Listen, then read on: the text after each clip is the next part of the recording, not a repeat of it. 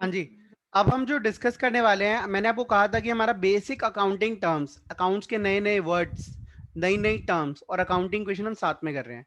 तो आज हम जो अकाउंटिंग टर्म के बारे में बात करेंगे वो है डेप्रीसिएशन।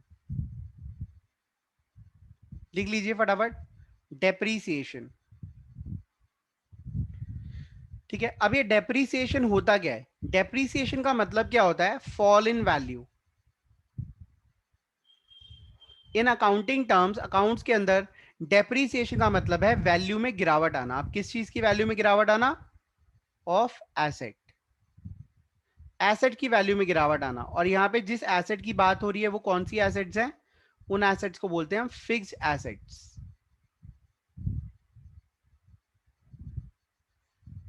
ठीक है, उन एसेट्स को हम क्या नाम देते हैं? Fixed assets. तो फिक्स्ड एसेट्स का मतलब क्या है? ऐसी एसेट जो बिजनेस में हम रीसेल के लिए ना खरीदें। ठीक है, अभी मैं एक्सप्लेन करूंगा फर्दर क्लासेस, जब हम एसेट्स के ऊपर और अच्छे से बात करेंगे मैं फिक्स्ड एसेट्स भी एक्सप्लेन करूंगा। ऐसी एसेट जो बिजनेस की एफिशिएंसी को इंक्रीज करती हूं, ऐसी एसेट जो बिजनेस में लॉन्ग टर्म तक रहती हूं। ठीक है, तो आप लिख लेंगे फिक्स्ड एसेट्स मतलब long term assets. Sir like non current. Wait, अभी बताता हूं। Long term assets not for resale, ये बिजनेस में रीसेल के लिए नहीं होती। चाहे आपको कभी बेचना पड़ जाए वो अलग बात है, लेकिन हम इनको रीसेल के लिए नहीं खरीदते। इंक्रीजेज एफिशिएंसी, ये बिजनेस की एफिशिएंसी को इंक्रीज करती हैं, या फिर कह सकते हैं ये अर्निंग कैपेसिटी को इंक्रीज करने के लिए होती हैं। ये हमारी अर्निंग कैपेसिटी को बढ़ाती हैं। ठीक है, तो बिजनेस के अंदर लॉन्ग टर्म एसेट्स जो होती हैं, जो बिजनेस के अंदर ही रहने वाली हैं काफी टाइम तक, उनको हम क्या बोलते हैं? फिक्स्ड एसेट्स बोलते हैं। वो रीसेल के लिए नहीं होती, वो हमारी अर्निंग कैपेसिटी बढ़ाती हैं, हमारी एफिशिएंसी को इंक्रीज करने के लिए होती हैं। अब इनके एग्जांपल्स क्या हैं? एग्जांपल्स मैं यहां लिख रहा हूं, जैसे कि लैंड एंड बिल्डिंग, ये हमारी फिक्स्ड एसेट्स हैं। प्लांट एंड मशीनरी, ये हमारी फिक्स्ड एसेट्स हैं, लॉन्ग टर्म के लिए एसेट्स लेते हैं हम ये। ठीक है, व्हीकल्स, बिजनेस के अंदर जो व्हीकल्स हैं, ठीक है, ये हमारी फिक्स्ड एसेट्स हैं। ठीक है, इसके अलावा कंप्यूटर्स, ठीक है, प्रिंटर्स, और भी बहुत सारी चीजें, लैपटॉप्स हो गए, इक्विपमेंट्स हो गए, इलेक्ट्रॉनिक इक्विपमेंट्स हो गए, एसी एयर कंडीशनर हो गया, ठीक है, फर्नीचर हो गया, ये सब देखिए सब लॉन्ग टर्म के लिए हैं। लेता इंसान एक बार है लेकिन वो लंबे समय के लिए चलता है। ठीक है, फर्नीचर हो गया, एटसेट्रा एटसेट्रा। ठीक है,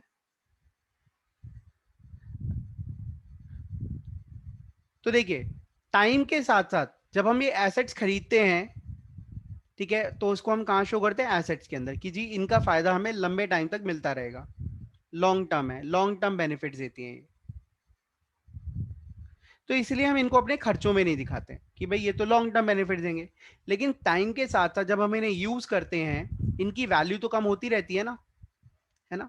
तो वो हमारे लिए कॉस्ट है, हमारे लिए एक्सपेंस होता है कि हमने एसेट खरीदी, जब उसको 1 साल हो गया तो उसकी वैल्यू कुछ कम हो गई, फिर उसको 2 साल हो गए उसकी वैल्यू कुछ और कम हो गई। तो हर साल हम जितनी वैल्यू उसकी कम होती रहती है वो अपने खर्चों में दिखाते हैं। क्योंकि वैल्यू कम होने का कारण क्या है? वी आर यूजिंग दैट, हम उसके बेनिफिट्स अवेल कर रहे हैं।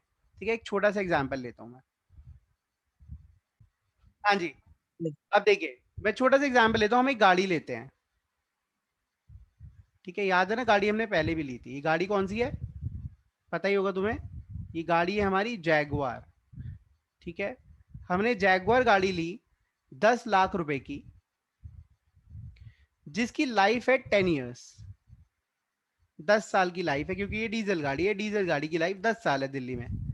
ठीक है, तो अब ये जो 10 लाख रुपए की हमारे पास एसेट आ गई,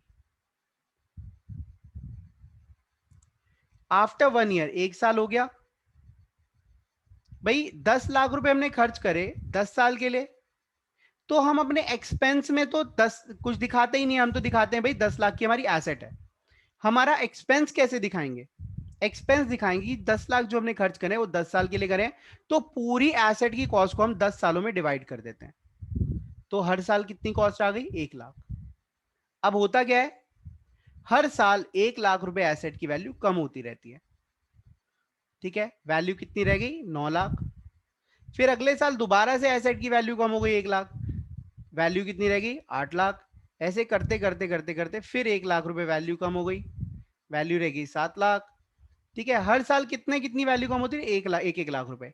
this is the value of depreciation. ठीक है, और ये हमारा एक्सपेंस होता है, ये हमारा खर्चा होता है। ठीक है, कह सकते हैं कि हमने इतने बेनिफिट्स यूज कर ले चुके हैं एसेट से। वैल्यू ऑफ बेनिफिट्स कंज्यूम्ड और availed. Are you getting my point? तो जब भी कोई एसेट ली जाती है तो आपने यही देखना होता है उसकी लाइफ क्या है। उसकी लाइफ 5 साल है तो उस एसेट की कॉस्ट को आप 5 सालों में डिवाइड कर देंगे। लाइक अब मैं लैपटॉप ले रहा हूं, ठीक है, मैंने एक लैपटॉप ले लिया। ठीक है, अब वो लैपटॉप 50,000 रुपए का है और उसकी लाइफ मुझे लगता है 5 साल है। तो अब मैं क्या करूंगा? आज मेरे लिए वो एसेट है क्योंकि मैं उसको 5 साल तक यूज करने वाला हूं, लेकिन हर साल उस पर डेप्रीसिएशन लगता रहेगा। ठीक है, कितना? 10,000 रुपए। उसकी वैल्यू रह जाएगी 40,000। फिर अगले साल दोबारा 10,000 लगेगा, उसकी वैल्यू रह जाएगी 30,000। ऐसे करते करते 5 साल में वो क्या हो जाएगा? स्क्रैप हो जाएगा, जीरो हो जाएगा। ठीक है, तो ये मैं 10,000 वैल्यू घटा के रहा हूं क्योंकि इतनी वैल्यू उसकी कम होती जा रही है, because I am using that, मैं उसे यूज कर रहा हूं। ठीक है, और जब मैं किसी चीज को यूज करूंगा तो उसकी कॉस्ट तो मैं अपने खर्चों में दिखाऊंगा ना।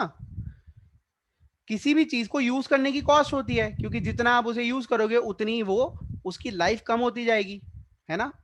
लाइफ कम होती जाएगी, वैल्यू कम होती जाएगी, तो मैं अपने खर्चों के अंदर तो दिखाऊंगा ना कि भाई मैं अपने बिजनेस के लिए तो वो यूज कर रहा हूं, तो जितने की वैल्यू उसकी कम हुई मैं अपने बिजनेस के खर्चों में दिखाता रहूंगा। ठीक है, इसमें कोई डाउट है? हाँ जी। नेक्स्ट थिंग, आपने यहां क्या लिखना है? सबसे पहली चीज डेप्रीसिएशन के बारे में। Depreciation is fall in value of asset.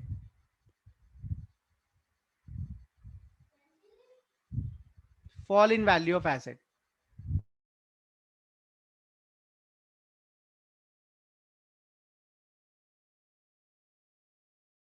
आप मुझे 1 मिनट का टाइम दो, अभी आया। ठीक है, fall in value of asset के साथ आपने जरूर लिखना है फिक्स एसेट। अब एसेट की वैल्यू फॉल क्यों होती है, इसका भी आप आंसर लिख लीजिए साथ साथ। Due to normal wear and tear. जब हम किसी चीज को यूज करते हैं तो नॉर्मल वियर टीयर होना स्वाभाविक है। Due to passage of time. Due to passage of time, जब चीजें पुरानी हो जाती हैं, ठीक है, जिसको हम बोलते हैं इफ्लक्स ऑफ टाइम, टाइम के टाइम बीत चुका होता है तो उनकी वैल्यू कम हो जाती है। Due to due to obsolescence. Technology technology में चेंज होने की वजह से भी एसेट्स की वैल्यू में फर्क आ जाता है, ऑब्सोलीसेंस। ठीक है, शायद मेरे को ये नहीं समझ आ रहा है यहाँ पे सी आएगा या एस आएगा, आई थिंक सी आएगा। ऑब्सोलीसेंस, ऑब्सोलीसेंस का मतलब होता है आउटडेटेड हो जाना, आउटडेटेड हो जाना। ठीक है, जैसे आज की डेट में जो ब्लैक एंड व्हाइट जो फोन्स आते हैं, मोबाइल फोन्स आते थे कीपैड वाले, वो आउटडेटेड हो गए हैं। ठीक है, या फिर ड्यू टू एक्सीडेंटल लॉस।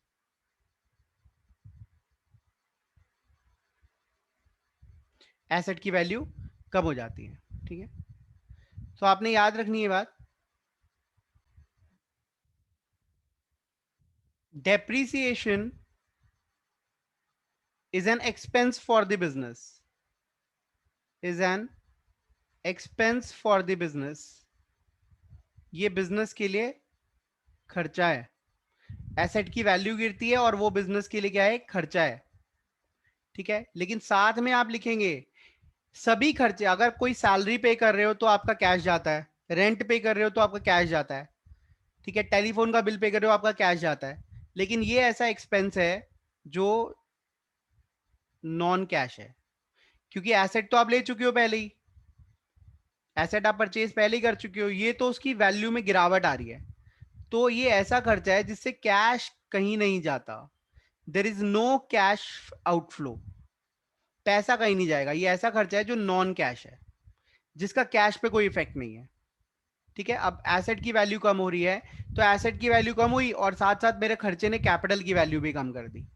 ठीक है, तो उसमें कैश पे कोई इफेक्ट नहीं आता। ठीक है, कह सकते हैं that is a loss in value of asset. ठीक है, तो कैश एसेट कम हो रही है, वो कब कम होती है, जब कैश एक्सपेंस होता है, लेकिन ये नॉन कैश एक्सपेंस है, तो आप लिखेंगे। अच्छा, इसके साथ साथ एक और point, land is not a depreciable asset. Land depreciable asset नहीं होती, लिख लेना ये भी, लैंड पर डेप्रीसिएशन नहीं लगता। ठीक है, एक और चीज, डेप्रीसिएशन जो वर्ड है वो किसके लिए बना हुआ है, डेप्रीसिएशन इज चार्ज्ड, जो डेप्रीसिएशन चार्ज करा जाता है ऑन टैंजिबल एसेट्स, जो एसेट्स फिजिकली एग्जिस्ट करती हैं, तो टैंजिबल फिक्स एसेट। तो अब आपको कुछ चीजें रिकॉल करवा रहा हूं मैं, डेप्रीसिएशन कौन सी एसेट पे लगता है, फिक्स एसेट पे। कौन सी, टैंजिबल फिक्स एसेट्स पे। डेप्रीसिएशन खर्चा है, कौन सा खर्चा, नॉन कैश एक्सपेंस। ठीक है, क्लियर है। अब हम आगे चलते हैं, कोई डाउट है तो पूछ लो। अब हम एक छोटा सा क्वेश्चन ले रहे हैं, लेट्स से हमारे पास मशीन है 2 लाख रुपए की। ठीक है, हमारे पास स्टॉक पड़ा है 1 लाख रुपए का। ठीक है, ये फर्स्ट पॉइंट है हमारे पास, और कैश है 50,000 रुपए। सेकेंड पॉइंट क्वेश्चन ने कहा, charge depreciation at the rate of 10% on machine. आपने मशीन पे 10% एप्शन लगाना है। अब इसकी अकाउंटिंग क्वेश्चन कैसे होगी, ये देखिए, assets is equal to capital plus liabilities. देखिए, सबसे पहली चीज, एसेट्स के अंदर हमारे पास कैश है, स्टॉक है और मशीन है। ठीक है, कितना कितना है,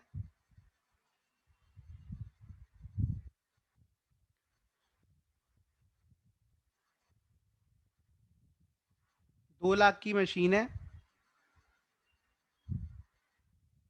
कैश है हमारे पास 50,000 रुपए, और स्टॉक है हमारे पास 1 लाख का। अब हमने डेप्रीसिएशन लगाना है, तो पर्टिकुलर्स कॉलम के अंदर यहां आ जाएगा डेप्रीसिएशन लगाना है हमें। तो डेप्रीसिएशन 10% कितना हो गया, मशीन भी 2 लाख की मशीन है, तो 20,000 रुपए से मशीन की वैल्यू कम हो जाएगी, और ये जो 20,000 वैल्यू कम हो रही है, इसको हम अपने एक्सपेंस में शो कर देंगे, कैपिटल में से लेस कर देंगे। अच्छा, कैपिटल कितनी है, 1 लाख प्लस 50,000, 1.5 लाख, 3.5 लाख कैपिटल हुई। ठीक है, इस तरीके से हमारी एक तरफ एसेट की वैल्यू कम हो रही है, हमारी एसेट की वैल्यू कितनी रहेगी, 1,80,000। दूसरी तरफ, क्योंकि हमारी एसेट की वैल्यू कम होना एक तरह का घाटा है, एक तरह का नुकसान है, एक तरह का एक्सपेंस है, हमारी कैपिटल कितनी रह गई, 3,30,000 रह गई। ठीक है, कैश हमारा 50,000 यहाँ पे आ गया, और स्टॉक हमारा 1 लाख आ गया। आप देखिए दोनों साइड का टोटल जो है वो इक्वल आएगा। कोई डाउट है तो पूछ लो।